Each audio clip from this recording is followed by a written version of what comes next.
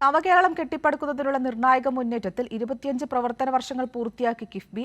പ്രധാന അടിസ്ഥാന സൗകര്യ വികസന മേഖലകളായ പൊതുമരാമത്ത്, ആരോഗ്യം, വിദ്യാഭ്യാസം ഉൾപ്പെടെ എല്ലായിടത്തും കിഫ്ബിയുടെ കയ്യൊപ്പ് പതിഞ്ഞിട്ടുണ്ട്. സംസ്ഥാനത്ത് ഇതുവരെ 90,562 കോടി രൂപയുടെ 1190 പദ്ധതികൾക്കാണ് കിഫ്ബി അംഗീകാരം നൽകിയത്. രജത ജൂബിലിയുടെ ഭാഗമായി വിപുലമായ ആഘോഷ പരിപാടികളാണ് സംസ്ഥാനത്ത് നടക്കുന്നത്. പ്രധാനപ്പെട്ട അടിസ്ഥാന സൗകര്യ വികസനത്തിന് ഫണ്ട് കണ്ടെത്തുന്നതിനായി സംസ്ഥാന ധനവകുപ്പിന് കീഴിൽ സ്ഥാപിതമായ ഏജൻസിയാണ് Kerala infrastructure investment fund board അഥവാ കിഫ്ബി.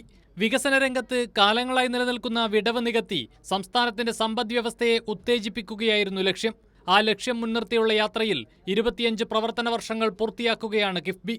ഇതിനിടെ പൊതുമരാമത്ത്, ആരോഗ്യം, വ്യവസായം, വിദ്യാഭ്യാസം ഉൾപ്പെടെ പ്രധാനപ്പെട്ട അടിസ്ഥാന സൗകര്യ വികസന മേഖലകളിലെല്ലാം കയ്യൊപ്പ് ചാർത്താൻ കിഫ്ബിക്ക് കഴിഞ്ഞിട്ടുണ്ട്. വിവിധ മേഖലകളിലെ കെട്ടിട നിർമ്മാണങ്ങൾ, പാലങ്ങൾ, റോഡുകൾ തുടങ്ങി നിലവിൽ 90,562 കോടി രൂപയുടെ 1190 പദ്ധതികൾക്കാണ് കിഫ്ബി അംഗീകാരം നൽകിയത്. ദേശീയപാതയ്ക്കും വ്യാവസായിക ആവശ്യത്തിനുമുള്ള ഭൂമി ഏറ്റെടുക്കൽ ഉൾപ്പെടെ 33,388 കോടി രൂപ കിഫ്ബി ഇതിനോടകം സംസ്ഥാനത്ത് ചെലവഴിച്ചു കഴിഞ്ഞു. അംഗീകാരം നൽകിയ പദ്ധതികളിൽ 21,881 കോടിയുടെ പദ്ധതികൾ പൂർത്തീകരിച്ചു. 27,273 കോടിയുടെ പദ്ധതികളുടെ പ്രവൃത്തികൾ പുരോഗമിക്കുന്നു. പൊതുമരാമത്ത് വകുപ്പിലാണ് ഏറ്റവും കൂടുതൽ വികസന പ്രവർത്തനങ്ങൾ കിഫ്ബി നടപ്പാക്കുന്നത്. ആകെ അംഗീകാരം ലഭിച്ചത് 34,330 കോടി രൂപയുടെ 516 പദ്ധതികൾക്ക്. 104 പദ്ധതികൾ പൂർത്തീകരിച്ചു. ജലവിഭവ വകുപ്പിൽ 6,995 കോടി രൂപയുടെ 103 പദ്ധതികൾ. വൈദ്യുതി വകുപ്പിൽ 5,200 കോടി രൂപ. ആരോഗ്യ മേഖലയിലാകട്ടെ 6,670 കോടി രൂപയുടെ പദ്ധതികൾ.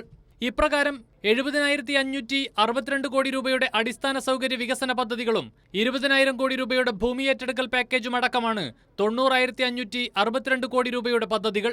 പതിറ്റാണ്ടുകൾ കാത്തുനിൽക്കാതെ അത്യന്താപേക്ഷിതമായ പശ്ചാത്തല സൗകര്യം ഉടൻ സൃഷ്ടിക്കുക എന്ന തത്വമാണ് കിഫ്ബിയിലൂടെ സംസ്ഥാന സർക്കാർ നടപ്പാക്കുന്നത്. രജത ജൂബിലിയുടെ ഭാഗമായി തലസ്ഥാനത്ത് നടക്കുന്ന ആഘോഷ പരിപാടികൾ ഇന്ന് മുഖ്യമന്ത്രി പിണറായി വിജയൻ ഉദ്ഘാടനം ചെയ്യും. കമലേഷ് തെക്കേക്കാട്, കൈരളി ന്യൂസ്, തിരുവനന്തപുരം.